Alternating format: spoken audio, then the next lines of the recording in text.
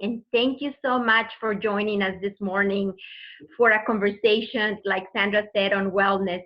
We have two great, amazing women leaders of our community, and I would like to personally thank both of them. I know that I personally know both of them, and thank you so much for accepting to speak about wellness this morning. And with that, I'm going to start by thanking our sponsors, and those are Union Bank, Comcast, Wells Fargo, Bank of the West, Donna Giselles, Bank of America, Chevron, and JP Morgan Chase. Thank you so much to all of you for supporting our programs and continue to support our programs throughout this time. So applause to them. Thank you so much for your support. And now, since we went into shelter in place, we have had over 200 people calling us our office, and 37 of those were assisted with the PPP program, which I know Don Golick is very familiar with that.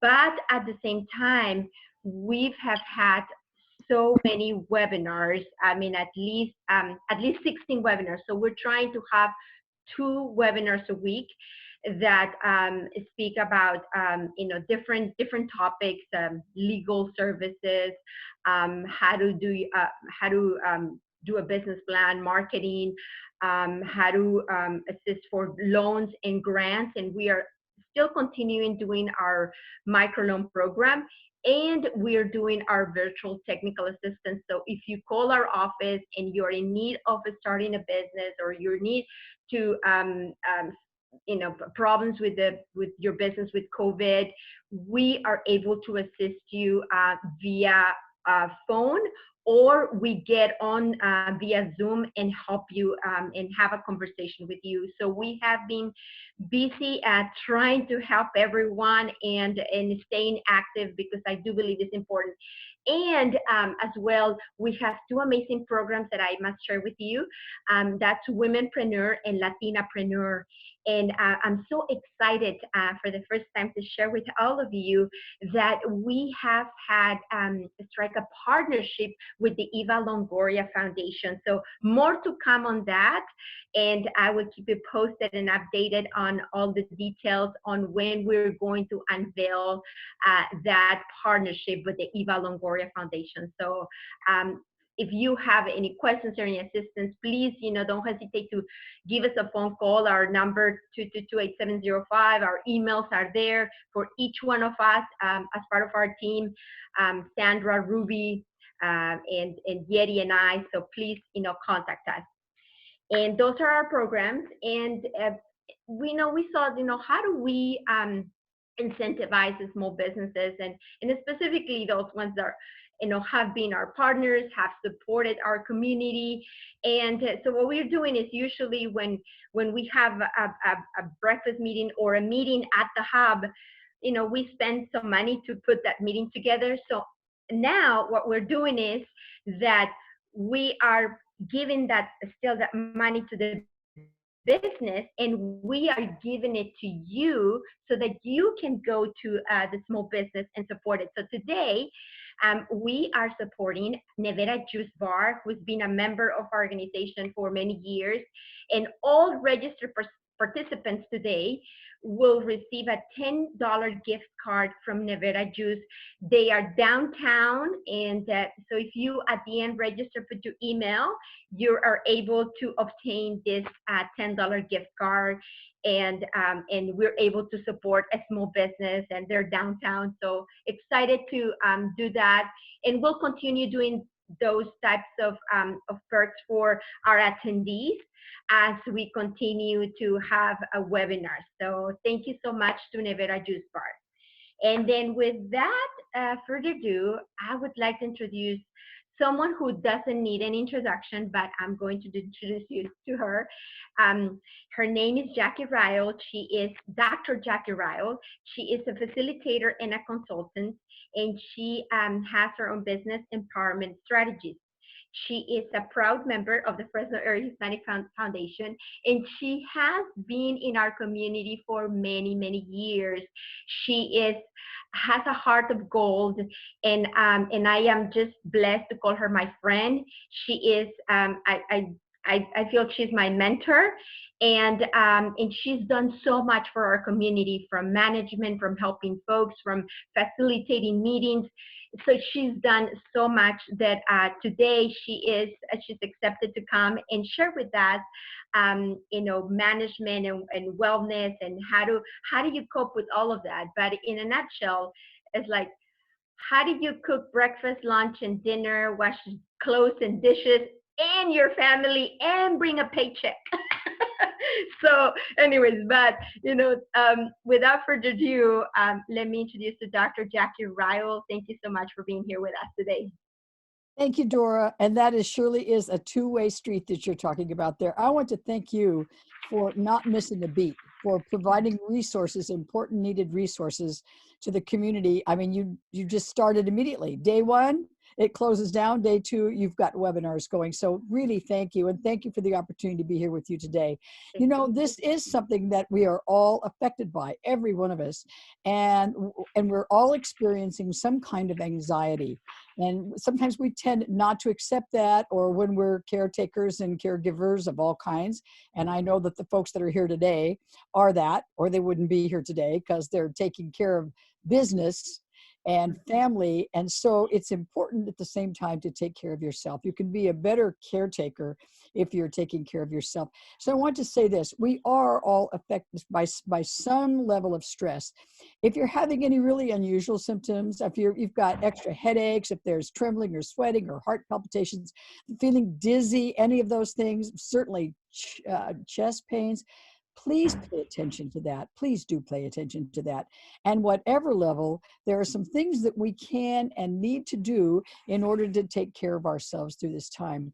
I do want to say one thing in the whole spirit of wonderful resources, and that is, if you know of anyone who is having some kinds of issues, if they're feeling unsafe for themselves or their children, I'm going to post on chat and let me do that. I'm going to post on the chat the Marjorie Mason Center telephone number and their text or email. That's 24/7. So that's something you could provide to someone if you know they're needing something like that. So there are, when we're having these being able to cope, we do know these things. It's like there's nothing new in the world, but here's what we tend to do. We tend to forget to do those things, to take care of ourselves.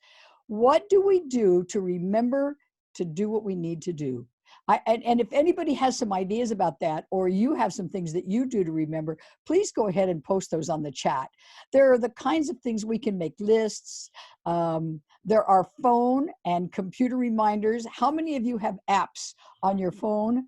I have one called Water Time, and it tells me every 30 minutes that it's time to drink something. And it says things like, hello, are you there? You need to take a drink. Or hello, your body needs water, you will feel better. So there are some things out there that we can get. Notes to yourself in obvious places. Post-its in obvious places. I don't know about you all, but I put a Post-it note on my bathroom mirror because I have to look in that when I'm brushing my teeth, and that's a reminder that there's something that I need to remember to do. And the most important is self-care. Or you know what you can do? You can wear a special ring or a special bracelet or a special pin that reminds you that you need to do some self-care. The other thing is, put something really obvious in the wrong place, like something on the floor that you'll not trip over. Oh, please don't trip over, but like a sock, which is really out of place, except for maybe right now with all the kids and the dogs and everything. But something that is there to remind you. I really encourage you, having that reminder to do the things that we need to do. And let me just share with you what some of those are. During this particular time, we do need to stay informed. We need to know what's going on, but don't obsessively watch the news. Maybe some of us are guilty of that. We need not to do that. That really does raise the anxiety level. Step away from the media anytime you feel a little overwhelmed. Just take a break, step away. Focus on things that you can control. And there are some things that we can do, and they're telling us all of this. And, I'll run down the list: wash our hands and avoid touching our face, and stay home if possible, and avoid the large crowds, and non-essential shopping or travel. I don't know about you all, that's killing me. 6-foot distancing, lots of sleep. And it's hard right now. There are apps for that. There are calming apps that will give us some nice time that we can have for ourselves. Drink a lot of water. I told you about the water app. Exercise if you are able, and I know most of us tend to do some of that anyway, but if we can, and that can be inside, outside. Outside is especially good right now because there is it's getting the air, getting the sun, getting the vitamin D. Those are really important for our bodies and for our minds. The body, mind, and spirit are all needing as much attention as we can give them right now. So, and again, as I'm saying these things, if there are some things that you do, please post those on chat. I'm busy thinking about what I've got to make sure I get in, but the others will see that, and that's really, really important. Also, your questions, which we'll take at the end.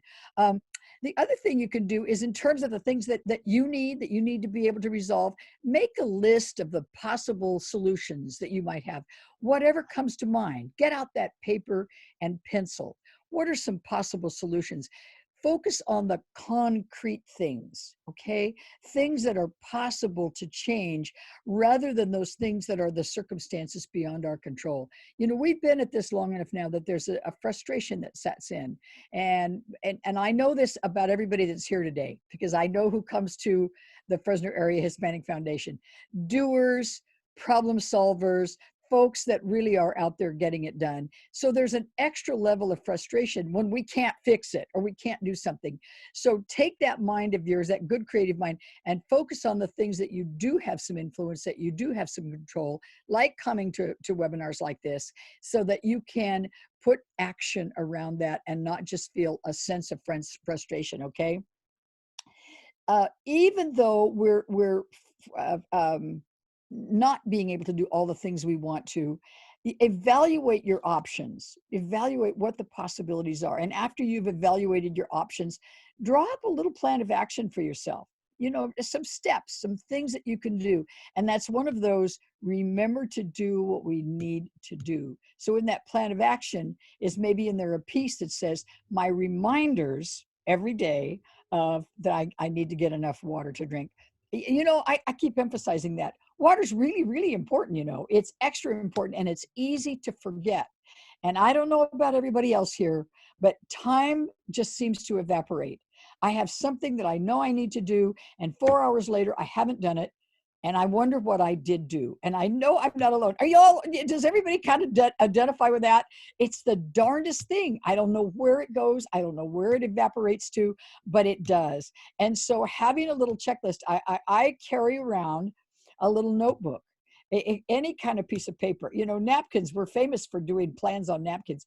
Some kind of paper and pencil nearby, and that to-do list, that little plan of ours that we're able to keep up. And then if we have some reminders on our phone or our computer, even better. So have those options and make a plan, and to the best of your ability, stay with it unless circumstances significantly change. And if they do, stop, evaluate, and redo your plan. This is a personal action plan, and it may also encompass those that are right there with you. If you're sheltering in place with others, maybe put that plan together, including with the kids, and have them with a piece of paper and crayons, so that this is a family project. And I want you to know that I'm back at that point too. I'm using crayons. I'm loving the crayons. I'm just saying, we're doing what we need to do right now to keep ourselves stabilized, equipped, and moving forward, so that at each juncture, we're ready to go.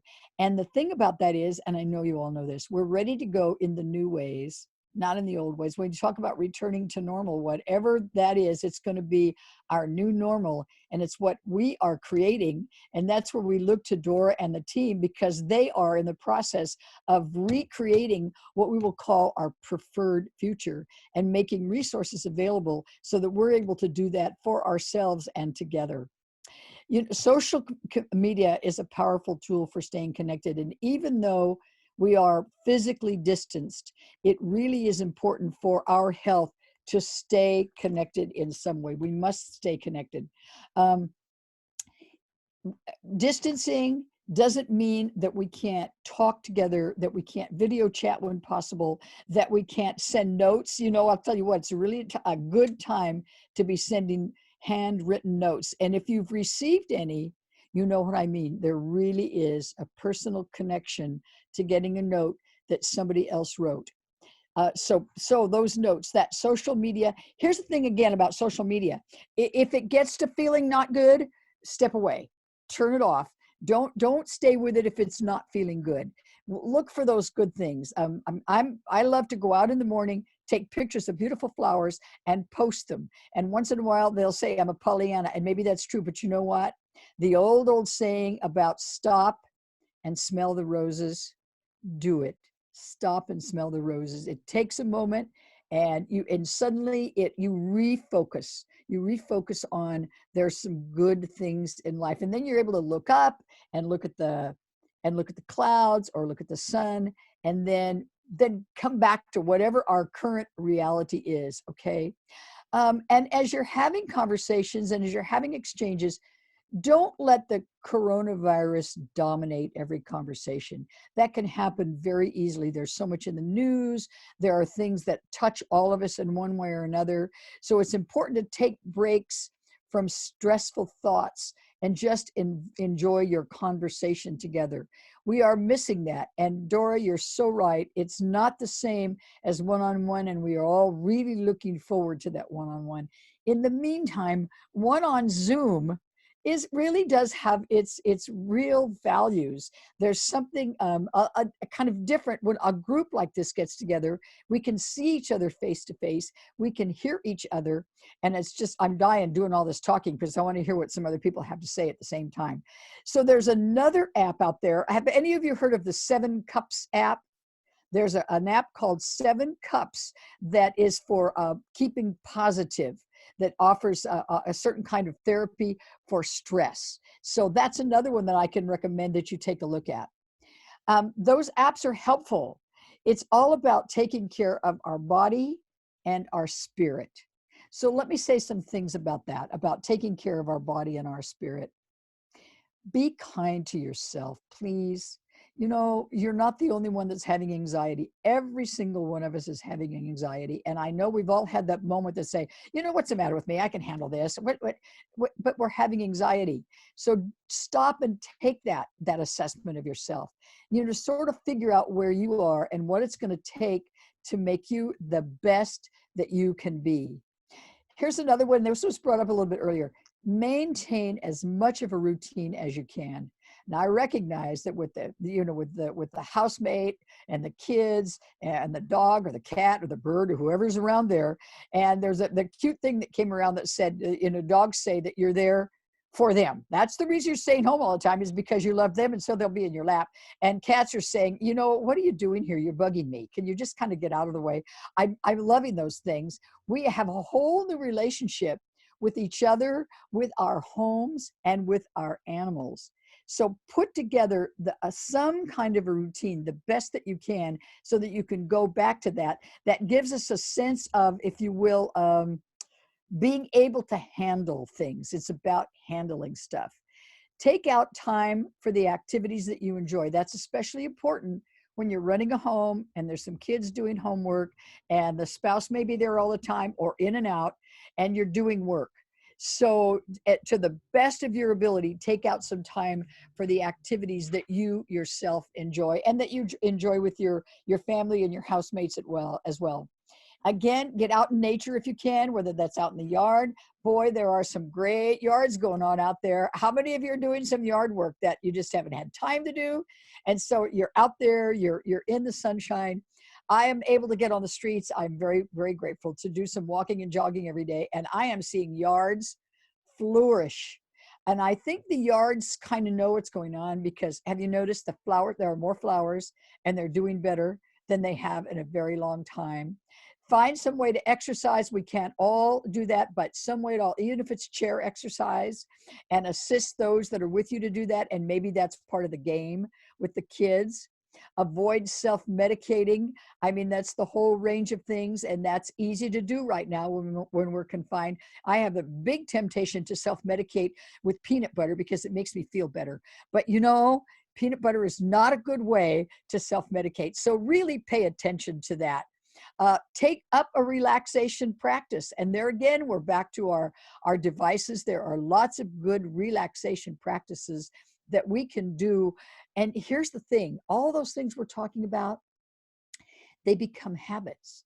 So those habits will go with us when we go back into society in a different way. When we have, I use this term, folks, proximity, when we are back in proximity. And that's going to be in a, you know, that's a little bit incremental.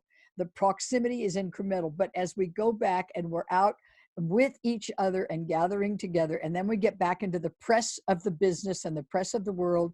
And remember the frenetic calendar, which some are still experiencing, you know, Zoom after Zoom after Zoom, is to take this time to say, is that the pace I need to do? Is that the pace I want to do? And that becomes part of your plan. That immediate short range plan is now to manage every day. But the long range plan is, how do you want it to be for you in balancing the work, the family, the commitments, the relaxation, and the time for self? And then finally, I want to add this point. Another thing that really helps all of us, and this is something that we know because of where we are today, and this is the essence of the Fresno Area Hispanic Foundation: help others. When we help others, we feel better. I mean, follow the guidelines about preventing the spread. Reach out to others in need. We all know somebody. Maybe there's a neighbor that we haven't seen for a while. Donate to food banks. If you've got some extra canned foods or some cash, donate to food banks. Be a calming influence. You know, when folks, they're starting to sound a little bit freaky, be that calming influence, even on the day that you don't feel like it, because you know that, oh, fake it till you make it. Well, you fake it and then you make it, and it helps others. And finally, as I led off with this part, be kind to yourself and be kind to others. It takes nothing but a moment, and it goes a very long way. I really appreciate the opportunity to be here, and I'm going to stay and listen to Dawn. And if at any point I can answer any questions, I will really be glad to do that. Thank you again, Dora and team, for making all these resources available to all of us. Thank you so much, Jackie. It's an honor to have you. Yay! You can hear them, huh? You can hear our applauses. Thank you so much. And if any of you have any questions, you know, and you would like to ask Dr. Jackie Rile right now, we have a few minutes. If not, then we could go to the end. What do you think, Sandra? Do you think we should continue? I will remain. I'll stay here. And so if you want to do sort of a question and answer with Dawn and I and all of the foundation team, we can sure do that. Okay, perfect. Thank you. Thank you. Well, it is a great honor now to introduce to you Dawn Golick, who is the director for the United States Small Business Administration in Fresno. She has had a very successful career in municipal government and nonprofit administration. Dawn Golick started her federal tenure in 1999 with a fellow community builder program between the United States Department of Housing and Urban Department and the Kennedy School of Government at Harvard University. In 2012, she joined the United States Small Business Administration as a communications director for the region, for Region 9. And today, she is the district director of the United States Small Business Administration. And very important to mention, she is married and has 2 kids, one in 6th grade and another one a freshman. and she is married to a small business owner, or a business owner. And we are so honored to have you here today, Dawn. I know that you have been doing an amazing work with the programs, with the relief programs throughout our region. And I know for a fact, because you are leading an amazing team that is available to all of us, so that we are able to communicate with them and help the small businesses.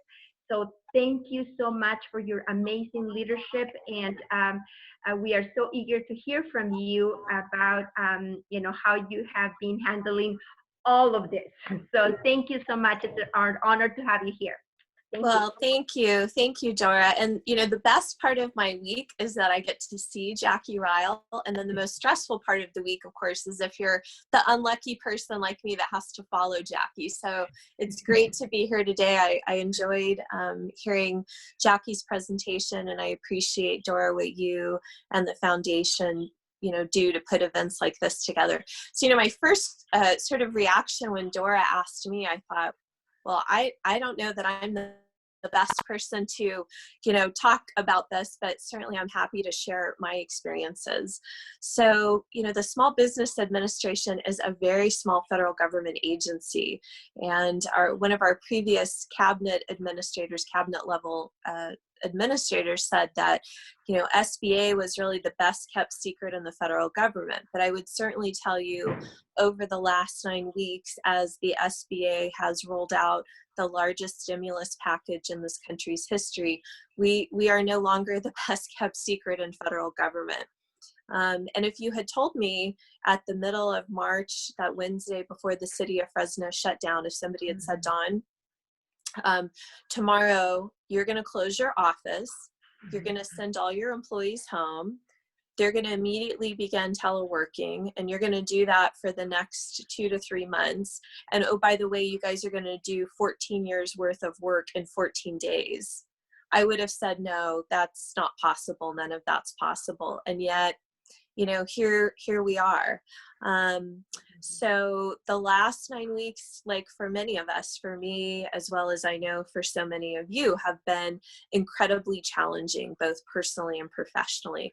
At the same time that I was trying to close down my office and close down our brick and mortar services the way that we've always done business as a federal government agency, my children's school was also shutting down. And so, like many of us, that balance of wanting to be the best parent that we can, the best employee that we can, the best leader that we can be under these incredibly unprecedented, circumstances that we're all in, I think has pushed me beyond what I ever probably thought I was going to be able to do, much like I'm sure it has for you.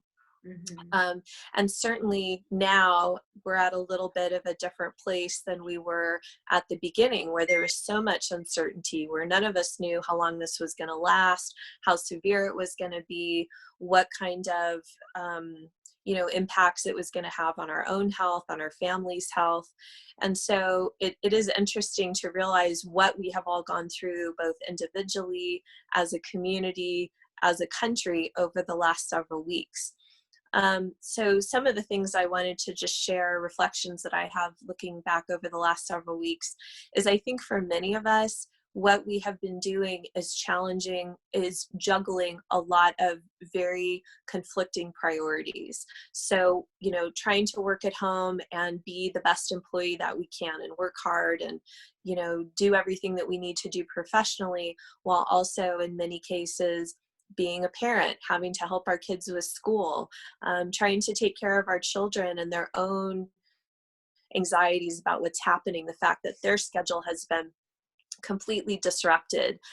They're trying to figure out this whole new world that we're all living in, and we're trying to help them through that. So, one of the priorities for me, when there are, like for all of you, so many things coming at us at once, have been, what can I do now to take care of people?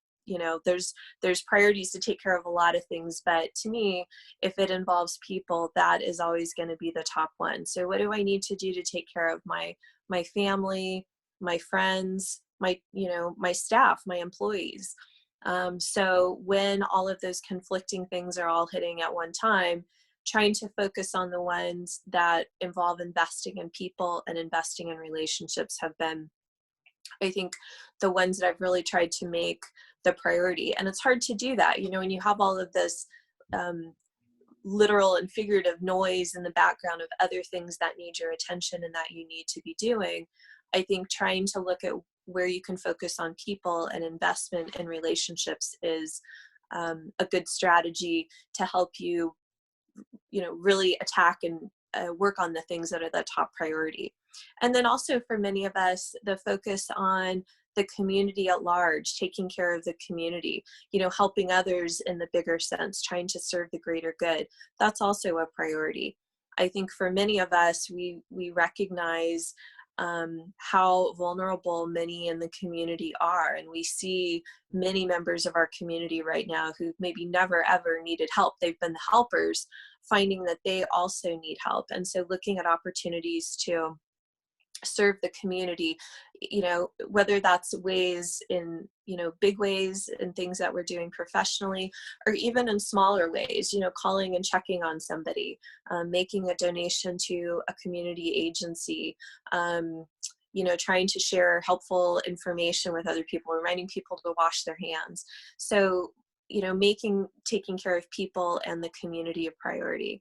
And then the last one, I think, is looking at opportunities to kind of improve the larger systems that we all operate in. You know, certainly many of us find that we may have, you know, jobs that we can do from home. Well, what does that mean? What does that mean for our employees? You know, our children are sort of still finding their way through an educational system now where maybe continuing into next year, some of them are going to be doing online school. We're going to all be, you know, homeschooling our kids again. So I think those priorities about taking care of people, taking care of the community, and, you know, finding opportunities to sort of improve and make better those larger systems in which we all operate are very important right now. I think self-care has been incredibly important. I'm so glad that Jackie touched on that. You know, for many of us, we're not sleeping well. We have a lot of anxiety.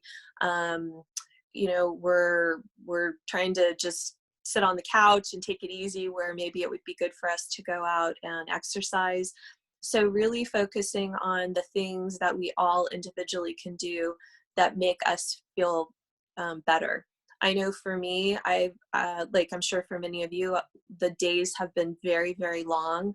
I think I've taken 2 Saturdays off of work, and every other day since we sheltered in place, myself and many of my employees have been working.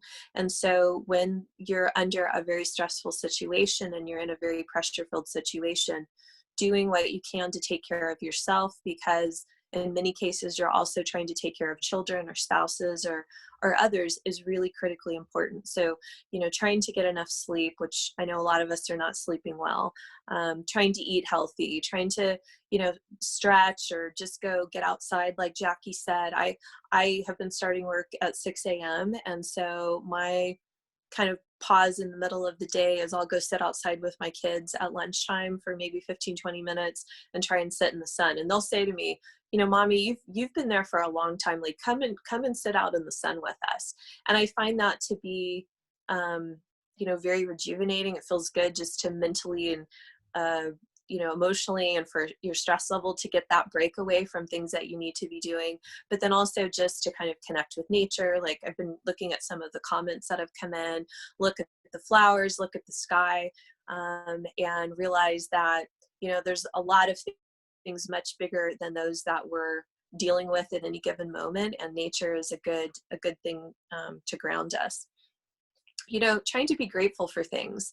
I am, like I'm sure many of you, so grateful for stuff that you probably normally in normal circumstances maybe don't even think about. Like I was glad that when the shelter in place order hit, you know, we were just able to, I was able to do some working from home.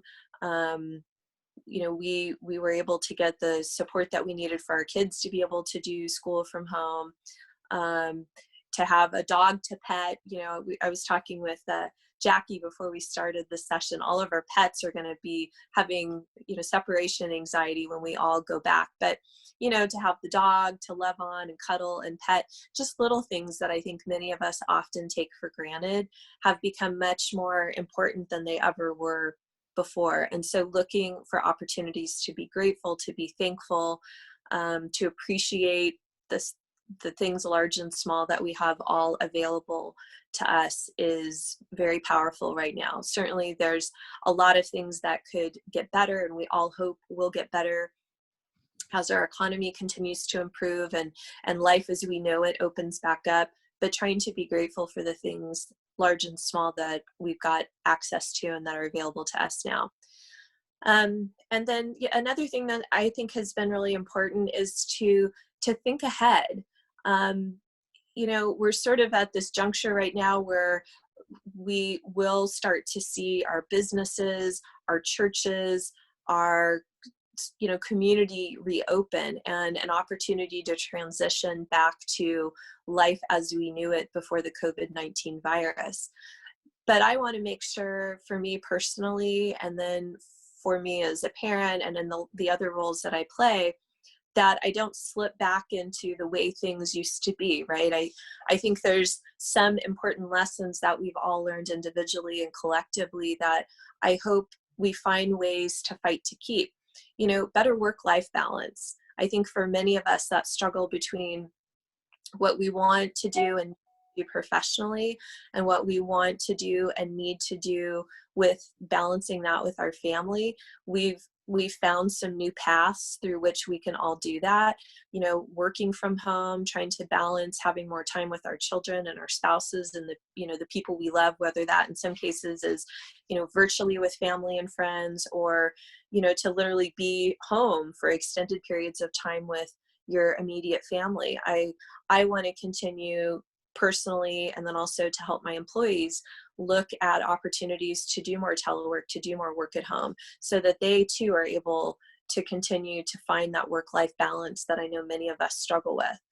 I also think, a return to home and family. Many of us are incredibly scheduled. I know I have two daughters they play sports, they have all of these school activities, and the weekends are not restful at all. They're driving kids to things to do.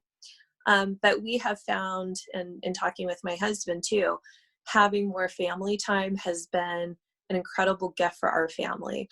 We're cooking together, we're taking walks after dinner, we're just going outside to sit in the yard, things that we never, ever, ever had time to, consistently do, we've been doing. And I hope that that's something that we can continue to do. And I also think that it's really, really important that we all remember that we individually and collectively as communities and as a country have endured and survived something that is really almost unthinkable. Like, who would have ever guessed? And, on December 31st, when we were all thinking about the new year and making New Year's resolutions, that we would find ourselves, in this situation with an unknown life-threatening illness that none of us knew if we were going to get. None of us knew what kind of impact it would have on our families, that there wouldn't be food in the grocery store. I mean, we have really survived and endured in the unthinkable and have come out stronger and better because of that.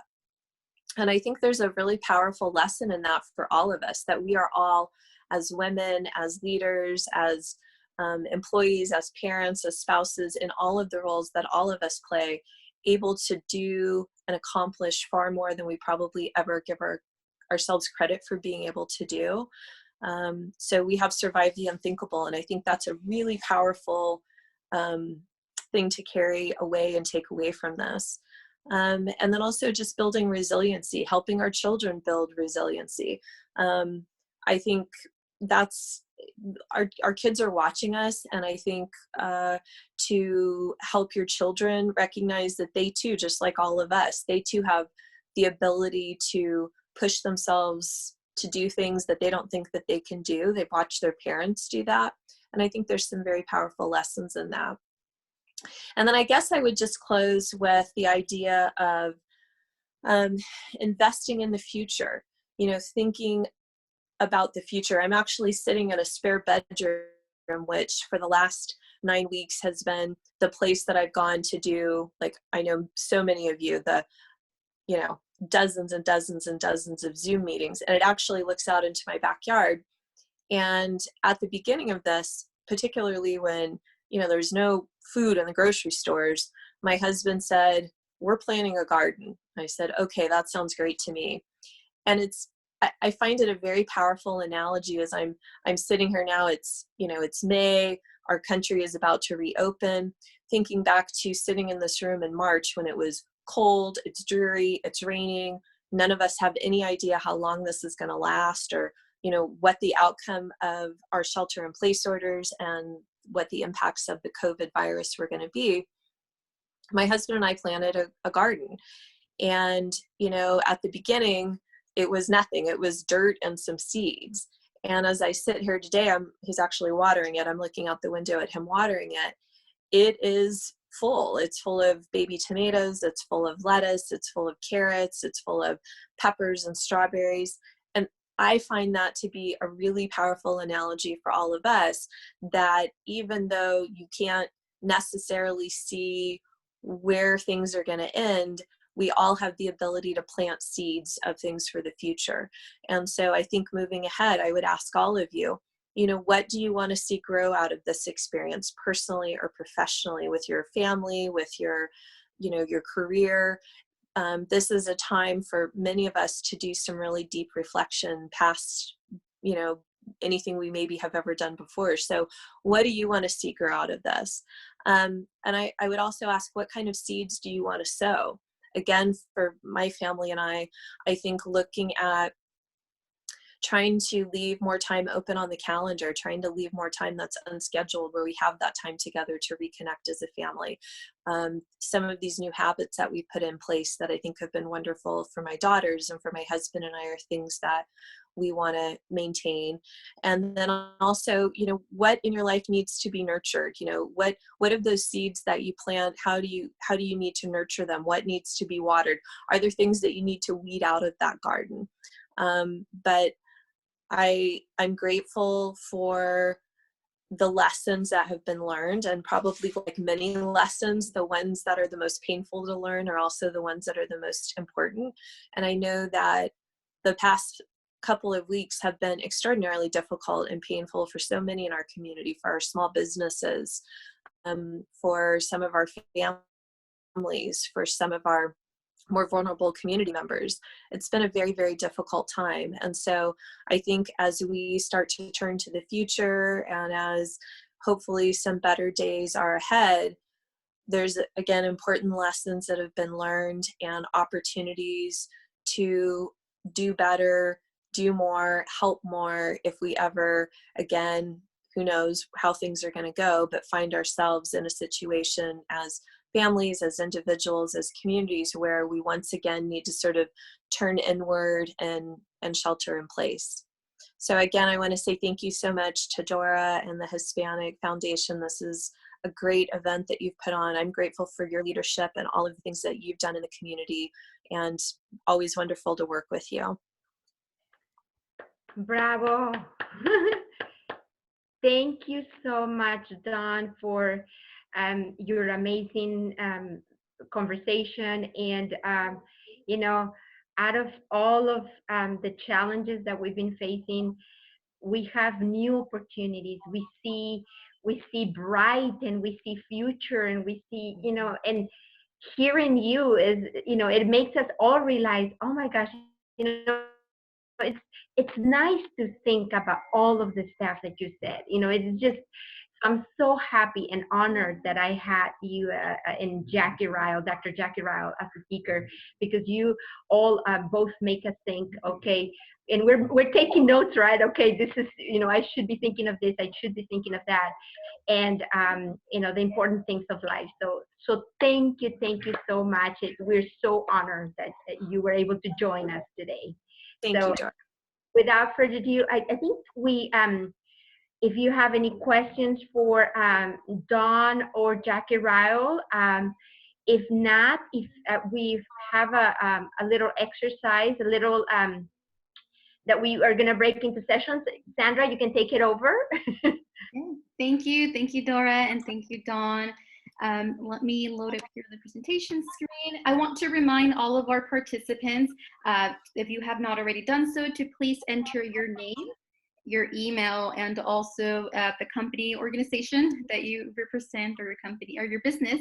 As mentioned, we are supporting small businesses in our community, and all participants that sent over their email we will be sending over a e-gift card link to participate.